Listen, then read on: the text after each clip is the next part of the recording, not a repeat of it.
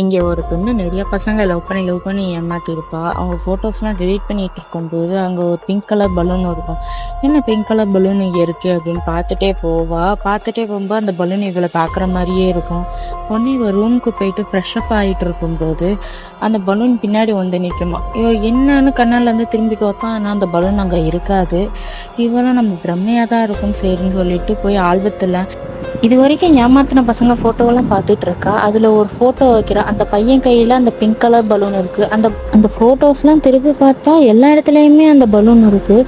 அவளுக்கு ரொம்ப பயமாயிட்டு. திரும்பி பார்த்தா அந்த பலூன் இவளை பார்த்துக்கிட்டு நிற்கிது.